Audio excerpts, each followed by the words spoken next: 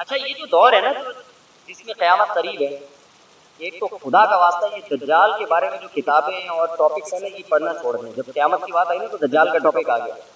نبی صلی اللہ علیہ وسلم کی حدیث سے ہمیں پتہ چلتا ہے دجال آئے گا، بہت بڑا فتنہ ہوگا، یہ بات حقیقت ہے. لیکن اب مسئلہ یہ ہو گیا ہے کہ ہر چیز میں سے دجال نکال کے نا کشید کے لوگوں کو وہمی بنا دیا ہے.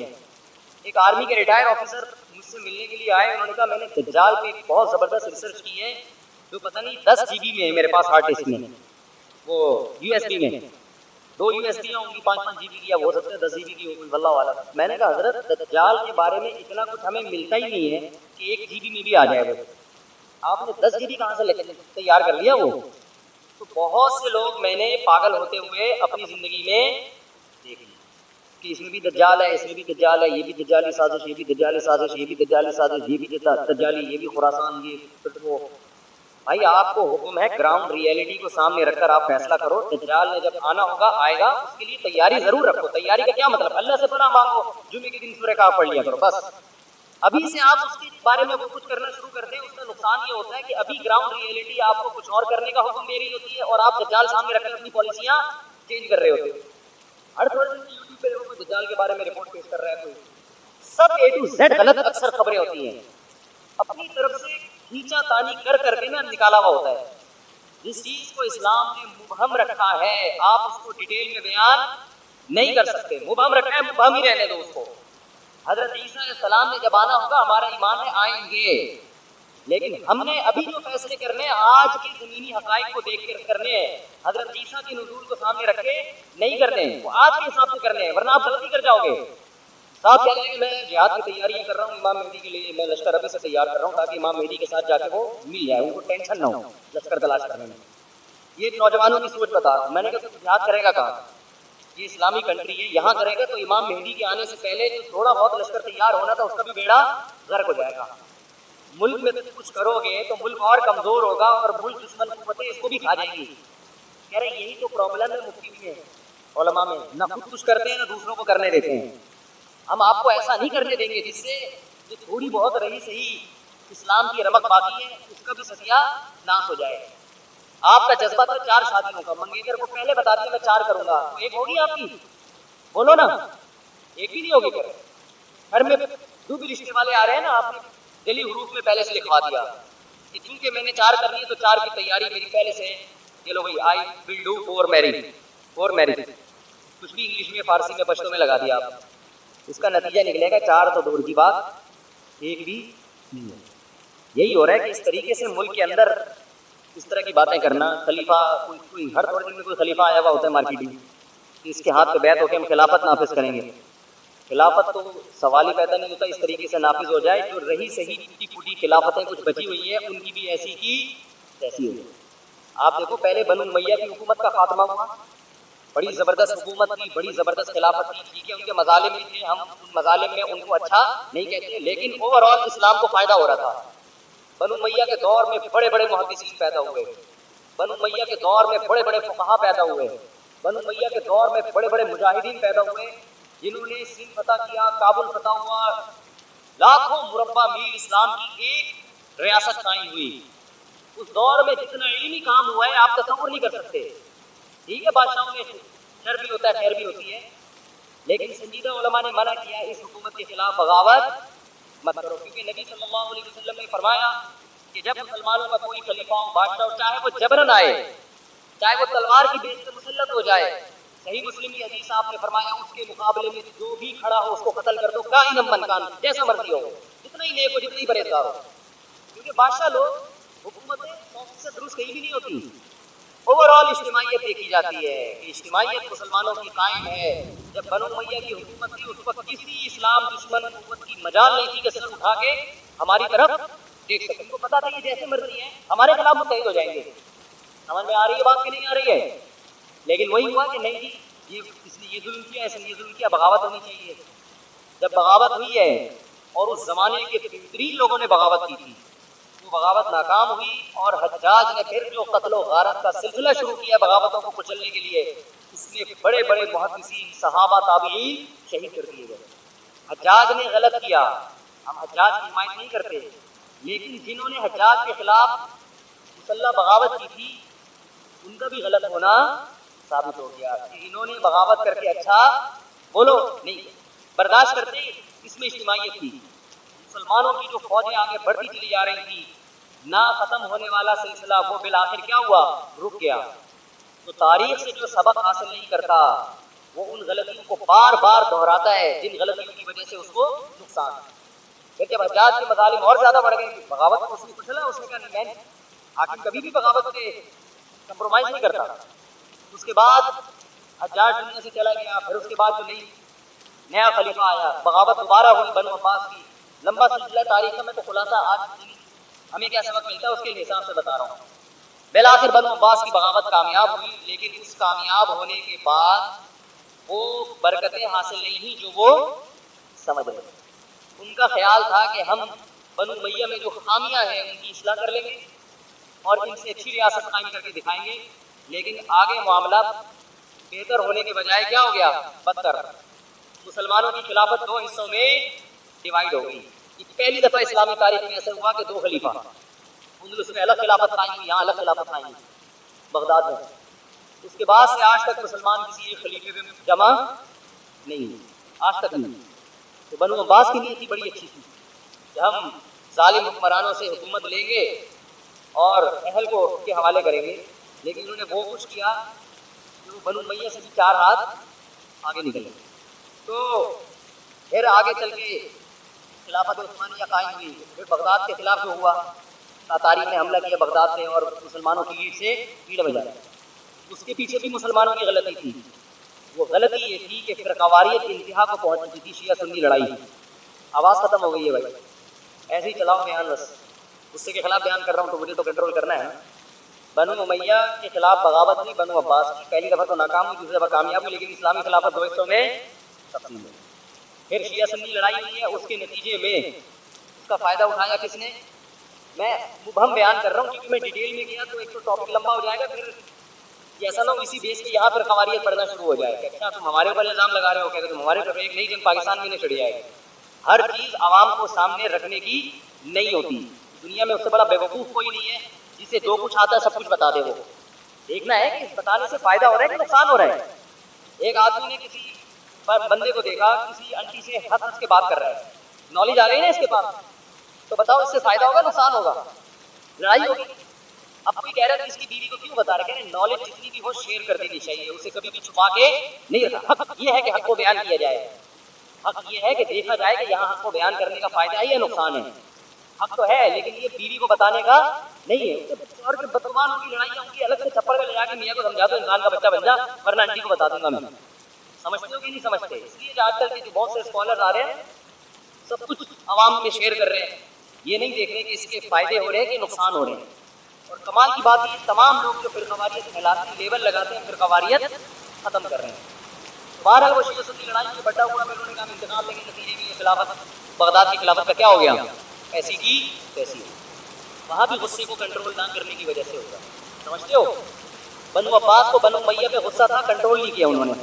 یہ نہیں دیکھا کہ وہ غصے کو جاری کرنے کے نقصانات ہیں یا فائدے. انہوں نے کہا نہیں، ہم نے انہوں نے ظلم کیا بھی تھا، ہم نے ظلم کا انتقام لینا ہے. انتقام لے کے بات کس کی لگی؟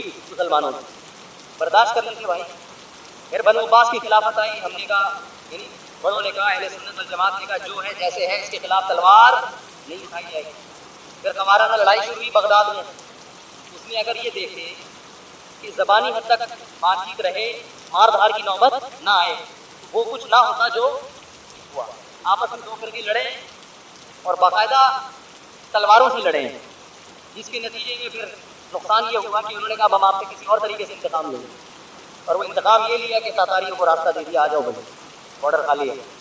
سمجھتے ہو؟ سامنے یہ بن گئے کہ ہم آپ کے ہیں. اور پس پردہ کیا کیا؟ جب ایک آدمی کمزور ہو کے پٹتا ہے نا تو پھر وہ تلوار سے مقابلہ نہیں کرتا، پھر وہ دوستی میں آستین کا سانپ بن کے کاٹتا ہے آپ کو. پھر انہوں نے آستین کا سانپ بن کے کاٹا. یہ جو کہتے ہیں نا بغداد میں مسلمانوں کے مناظرے بہت ہو رہے تھے اور کوا حلال ہے حرام ہے اس پہ بحثیں ہو رہی تھی، اس لیے خلافت کا خاتمہ ہوا. اس لیے خاتمہ نہیں ہوا. ہوا یہ کہ اپنے انہی میں سے بعض نے غداری کی اور تاتاریوں کو راستہ دے دیا آنے کا اندر. ادھر یہ بنے رہے کہ ہم آپ کے ہیں اور ادھر ان سے رابطے کی. بارڈر پہ آپ کا اپنی فوجی اگر دشمن ملک کے ساتھ مل جائے تو پھر بارڈر تھوڑی سیو ہوگا آپ کا. سے جو اسلامی تاریخ میں جو تباہی پھیلی ہے اس کی مثال نہیں. وہاں بھی کیا تھا, دو فرقوں نے اپنے جذبات کے کنٹرول, بس انتقام کی آگ میں بھڑک گئے تو جو کچھ کر سکتے ہو کرو. بنو عباس نے کنٹرول نہیں کیا جذبات سے, ایک دفعہ اسلامی خلافت کی ایسی کی تیسی ہوئی. پھر بنو عباس کے خلاف, بنو عباس میں جو دو فرقے تھے, مشہور فرقے جو مسلمانوں کے چل رہے ہیں, انہوں نے اپنے جذبات پہ کنٹرول نہیں کیا, غصے پہ کنٹرول نہیں کیا, زبانی بحث کو اس حد تک لے کر گئے کہ ہاتھا پائی تک نوبت آئی. اس کا رزلٹ کیا نکلا کہ بغداد کی خلافت کی ایسی کی تیسی. اس وقت ہمارے سائنسدان تھے, یورپ ہم گورے ہم سے پڑھنے آیا کرتے تھے. 400 سال تک ہماری کتابیں یورپ کی یونیورسٹیوں میں پڑھائی گئی ہیں, ہماری سائنس کی کتابیں ہیں. تھوڑے عرصے کی بات نہیں ہے یہ, ان کے پاس تو کچھ تھا ہی نہیں. لیکن جب بغداد کی خلافت کا خاتمہ ہوا, جتنی یونیورسٹیاں, جتنے کالجز, جتنے اسکول, جتنی کتابیں, ساری کی ساری دشمن کے دریاؤں میں بہا دی. مسلمانوں کے لیے اپنا وجود برقرار رکھنا مشکل ہو گیا. لیکن اسلام پھر زندہ ہوا. مسلمان تھوڑی تمیز سے بیٹھتا ہے, جوش اس کے اندر ہے, غیرت ہے, بھائی دوبارہ بحال کرنا ہے. پھر اللہ نے خلافت عثمانیہ ہمیں دی. 500-600 سال تک زبردست ترکی میں مسلمانوں کی حکومت رہی, خلافت رہی. لیکن ہندوستان میں الگ تھی, ہندوستان میں الگ تھی اور وہاں, لیکن ہندوستان میں جمعے کی نماز میں جو خطیب ہوا کرتا تھا وہ عثمانی خلیفہ کے لیے دعا کیا کرتا تھا. کیا مطلب, یہاں الگ حکومت وہاں الگ خلافت, لیکن دونوں کا آپس میں لنک. دشمن کے خلاف دونوں کیا ہیں, متحد ہیں. 40-45 کنٹریز تھے جہاں ترکی نے حکومت کی ہے, 40-45 ممالک. اس وقت اسرائیل کی مجال نہیں تھی کہ وہ فلسطین سے مٹی شاپر میں ڈال کے لے جائے. زمین پہ قبضہ کرنا تو دور کی بات. اس نے خلیفہ سے کہا تھا, مجھے یہودیوں نے کہا تھا مسلمان خلیفہ سے کہ مجھے فلسطین میں جگہ چاہیے. جگہ تو دور کی بات, مٹی شاپر میں ڈال کے لے جانے کی اجازت نہیں دوں گا یہاں سے. یہ بدماشی تھی مسلمانوں کی. یہ روس امریکہ تو کچھ بھی نہیں ہے, جو گریٹ امپائر جو مسلمین گزرے ہیں اس کی بھی واٹ لگی. تو کیسے لگی, عربوں کو بغاوت پہ اکسایا گیا. ایک عجمی حرم پہ حکومت کیسے کر رہا ہے بھائی, یہ ترک تو بعد میں مسلمان ہوئے, تم تو سچی مچی کے مسلمان ہو. اگر مجھے غصے کے خلاف بیان نہ کر رہا ہوتا نا, مجھے بہت غصہ آ رہا ہوتا. اصل میں وہی کام سارے آج بھی ہو رہے ہیں. مسلمان ہمیشہ مار کھاتا ہے جذباتی فیصلوں کی بے. سیاست میں بھی جذباتی فیصلے, ہر جگہ جذباتی فیصلے. کوئی تحقیق نہیں ہے, کوئی اٹھا کے کسی پہ الزام لگا دے, بس چینل دیکھا, PRY کیا کہہ رہے ہیں, DU کیا کہہ رہے ہیں, سما کیا کہہ رہا ہے, ایک دم گالیاں بھی دینا شروع کر دیتے ہیں مخالف پر, اور وہ چیزیں پھیلانا بھی شروع کر دیتے ہیں. کوئی تمیز سے بیٹھ کے تجزیہ کرے, خاموش رہنا تو جانتے ہی نہیں ہے نا. اگر آپ کو نہیں پتا تو آپ کو, تو مجھے نہیں پتا. یہ نہیں ہے ہمارے یہاں. مجھ سے کوئی پوچھے اس کو کس نے مارا, مگر وہ اللہ کی قسم مجھے نہیں پتا کس نے مارا, میرے پاس کوئی دلائل نہیں. لیکن تجزیہ کرنا ہر آدمی کی ذمہ داری ہے. مجھے نہیں بھی پتا, میں ٹی وی دیکھ کے بتاؤں گا اس نے مارا ہے. اس سے ملک میں انارکی پھیلتی ہے, معصوم لوگوں پہ الزامات لگتے ہیں. ایک دم غیرت میں آنا, ایک دم جذبات میں آنا, الزامات لگانا, ان چیزوں کا بڑا نقصان ہے. گھر پہ میں آ رہا ہوں, گھر کی تو پہلے ریاستوں سے فارغ ہو جاؤں نا, پھر گھروں کے حالات کے تبصرہ پیش کروں گا. تو خلافت عثمانیہ کے خلاف کس کو اکسایا گیا, عربوں کو. تم عرب ہو, قرآن تمہاری زبان میں, یہ ترکی اجمی لوگ یہ تم پہ حکومت کر رہے ہیں. حالانکہ پیغمبر کی حدیث کیا ہے, مسلمانوں کا جب کوئی امیر ہو, جہاں جس علاقے میں اس کی عمارت ہے, اس کے خلاف کسی بھی بیس پہ آپ کو تلوار اٹھانے کی اجازت نہیں. عربوں کو بغاوت میں اکسانے پہ انگریز کامیاب ہو گیا. نتیجہ کیا نکلا, ترکی خلافت کا بھی ایسی کی جیسی. اتنا سا رہ گیا ترکی, اور کتنے سارے ملکوں میں تقسیم کر دیا. صرف ایک عرب کی کتنے ممالک ہیں, ارض حجاز میں اتنی ریاستیں ہیں. دبئی کے شیخ الگ ہو گئے, عمان کے مسقط کے شیخ صاحب الگ ہو گئے, سوڈان کے الگ ہو گئے, مصر کے الگ. مصر تو خیر حجاز میں نہیں آتا, لیکن جتنے عرب کنٹریز ہیں سب کا الگ الگ بادشاہ. اب جب الگ الگ ہو گئے تو طاقت کیا ہو گئی. اب ظاہر ہے امریکہ کی پالیسی آپ کو ماننی پڑے گی, نہیں مانتے تو وہ آپ کو متحد تو ہے نہیں, ایک بلاک ہو آپ کا. تو الگ الگ ہوتے ہوتے ہندوستان کی بھی حکومت کا بھی خاتمہ ہوا. وہ بھی مسلمانوں کی غلطی تھی, انگریز آئے اور جو کچھ انہوں نے کیا وہ تاریخ لمبی کہانی ہے. بالآخر ہندوستان میں جو ہماری 1000 سال سے مسلمانوں کی حکومت تھی, جس میں برما, بنگلہ دیش اور پاکستان پورا اتنا اسٹرانگ کنٹری ہوتا آج, یہ آپ اندازہ لگاؤ, اس کی بھی ایسی کی جیسی. لیکن ایک ملک ہمیں مل گیا پاکستان کی صورت میں. اب آپ خلافت کا نام لے کے اس کی بھی ایسی کی جیسی. کہ عیسیٰ علیہ السلام آئیں گے تو مجھے دیکھ کے بہت خوش ہوں گے کہ پہلے سے ہی کھڑا ہوا ہے جہاد کے لیے، تو چل تو میری فوج میں شامل ہو جا۔ ایسا لوگ عیسیٰ علیہ السلام آ کے پہلے تیری ٹھکائی لگائے کہ ایک ملک تھا کم وقت، اس کو بھی تو نے کسی قابل نہیں چھوڑا خلافت کے نام پر۔ یہ یونیورسٹیوں میں کالجز میں اس طرح کی تحریک نا ہر دور میں، آپ خلافت کے لیے کیا کر رہے ہو؟ لوگ آئیں گے ہم سے پوچھتے ہیں آپ خلافت کے لیے کیا کر رہے ہو، آپ سے چار شادیوں کی باتیں کرتے ہو، خلافت کے لیے کیا کر رہے ہو؟ میں نے کہا خدا کا واسطہ یہ جو ملک ہے نا اس کو بچاؤ اور آئینی اور قانونی طریقے سے اس میں پورا زور لگا دو تبدیلی کے لیے۔ ہمارے سیاسی لوگ ہمارے دھرنوں کو غلط رخ پہ لے کے جا رہے ہیں، جن چیزوں پہ دھرنے ہونے چاہیے ان چیزوں پہ نہیں ہو رہے، سمجھتے ہو؟ آپ کے اندر جو قوت اور طاقت ہے نا، آپ کے لیڈر اس کو غلط جگہ استعمال کروا رہے ہیں۔ دیکھو آپ کے گھر میں چاول کی بوری آنی تھی دکان سے اٹھا کے نا، آپ کو چاول لے کر آنے تھے، گھر میں بوری اٹھا کے کوئی لانے والا نہیں ہے تو اب آپ نہیں اٹھانی ہے نا، چاول پکے گی، گھر میں آٹا پکے گا، سامان لینا تھا آپ۔ ایک بندے نے کیا کیا، اپنے گھر کا سارا سامان آپ سے رکھوا دیا۔ اب آپ کے بازو میں اتنی طاقت ہی نہیں ہے کہ اپنی بوری اٹھا کے گھر لے آؤ، آپ کی جتنی انرجی تھی کچھ دوسرے کے کام میں خرچ ہو۔ تو ہمارے سیاسی لیڈر ہماری ساری طاقتیں اور قوتیں اپنے آپ کو پروموٹ کرنے میں استعمال کر لیتے ہیں، جس کی وجہ سے ہمارے حقوق کا الحمدللہ پہلے بھی بیڑا غرق تھا، اب بھی ہے، اور قیامت تک بھی ہمیں کوئی امید نہیں ہے کہ ہمیں ہمارے حقوق ملیں گے۔ کراچی کے کٹر کے ڈکن غائب تھے، غائب ہیں، غائب رہیں گے۔ کراچی میں ٹارگٹ کلنگ پہلے بھی تھی، آج بھی ہے، قیامت تک رہے گی۔ کراچی میں کچرا کندی تھا، ہے اور قیامت تک رہے گا۔ کراچی میں موبائل اسنیچنگ تھی، ہے اور قیامت تک رہے گی۔ کراچی کے لوگوں کو دھرنے دینے، کسی اور کے لیے دینے، اپنے لیے الحمدللہ دھرنے دینے کا ان کا کوئی پروگرام الحمدللہ ہے ہی نہیں۔ تو اللہ کا بڑا فضل ہے، کراچی والوں نے استقامت کو 20 دفعہ سلام ہے۔ روز مر رہے گلی میں، کوئی اس کا شوہر مر گیا، وہ جوان میاں مر گیا، وہ جوان بیٹا مر گیا۔ تھوڑی سی غیرت ہوتی ہے نا انسان میں، تھوڑی سی غیرت ہوتی ہے کہ یار چلو روڈ بلاک کرو یار، تاکہ موبائل اسنیچنگ تو رکے نا۔ بھلا کا بندہ مر گیا، اس کی لاش لے کے بیٹھ جاؤ یار روڈ پہ، وہ بس بتانا الحمدللہ کچھ بھی نہیں۔ بچپن سے دیکھ رہے ہیں، یہ آج کی بات نہیں ہے، بچپن سے دیکھ رہے ہیں۔ نہ سیاسی سطح پہ کوئی شعور پیدا ہوگا کہ ووٹ کس کو دینا ہے کس کو نہیں دینا۔ سیاسی سطح پہ کوئی قوم پرستی کے نام پہ ہم سے ووٹ لے کے ہماری بات لگاتا رہے، قوم پرستی کے نام سے ہم سے ووٹ لیے گئے اور ہماری ہی دکانوں کو بولو، اور آج بھی وہی قائد ہے۔ قائد کبھی بھی چینج نہیں ہوگا، چاہے زمین آسمان ادھر سے ادھر ہو جائے گا، الحمدللہ قائد وہی ہے، قائد ہو تو ایسا ہو، اس لیے ہمیں غم بھی نہیں ہوتا۔ اب ہمیں الحمدللہ خدا نے آج تک اس قوم کی حالت نہیں بدلی، نہ ہو آپ جس کو اپنی حالت کے، نہ ہو خیال جس کو اپنی حالت کے بدلنے۔ خدا نے آج تک اس مرد کی بیوی نہیں بدلی، نہ ہو جس کو خیال آپ اپنی بیوی کے بدلنے کا۔ دونوں چیزیں لازم ہیں، بیوی نہ بدلیں ایک اور کر لیں اس پہ رہتے ہوئے۔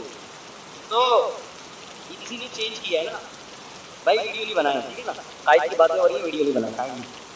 ابھی بھی لوگ کہہ رہے ہیں قائد تو قائد ہے، ماشاء اللہ رول گئے، تمہاری واٹ لگا دی یار۔ لاہور پہ دیکھو مسلم لیگ نے کیسا بنایا ہے، انہوں نے ووٹ دیا تو اس نے بنا بھی دیا۔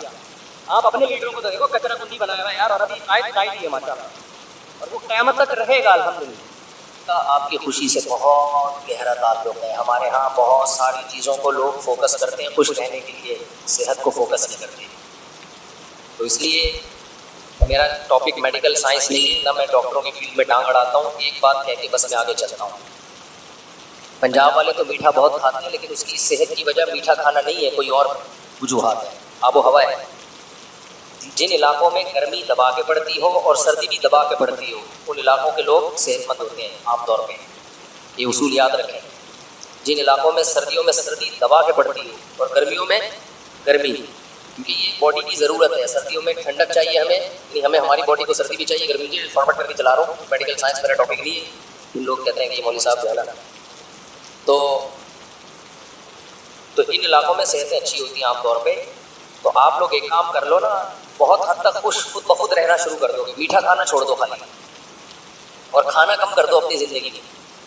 لاہور والے تو کوڑتے ہیں، کھاتے نہیں ہیں، میں نے بتایا ان کی صحت زیادہ کھانے کی وجہ سے اچھی نہیں ہے، آب و ہوا کی وجہ سے اچھی ہے۔ اب تو لاہور کی ہوا بھی خراب ہو گئی ہے، نئی نسل کا پتہ نہیں کیا ہوگا، لیکن اب تک جو نسل چلتی آ رہی تھی وہ اچھی آب و ہوا میں تھی، اب لاہور خراب ہوتا جا رہا ہے۔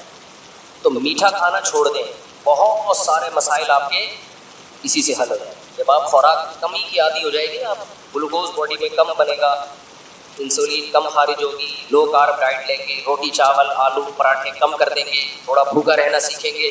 آپ چند دن کی ٹینشن ہے، اس کے بعد آپ دیکھو، آپ بولو گے مفتی صاحب کیا خاندانی آپ ہمیں ٹوٹکا اور نسخہ دے کے چلیں گے.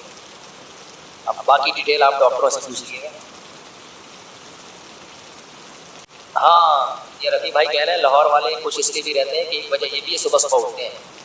ایک اور وجہ بھی ہے محنتی بہت ہے.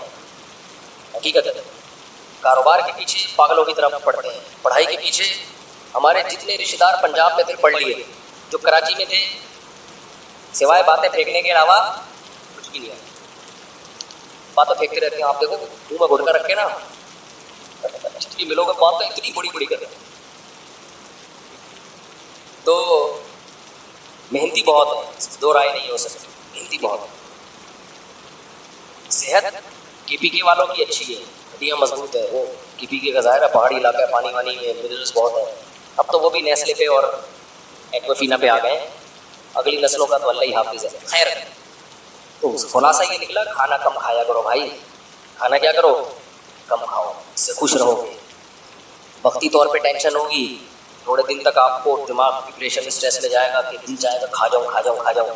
لیکن جب عادی ہو جاؤ گے تو پھر آپ کو ایسا لگے گا کہ آپ دوبارہ سے ریورس ہو رہے ہیں. ہماری شریعت نے کم کھانے پہ صرف زور نہیں لگایا، بہت زیادہ زور لگایا. اور کم کھانے سے کوئی ویکنیس کوئی کمزوری نہیں ہے. وقتی طور پر ہوگی، لگے گا کہ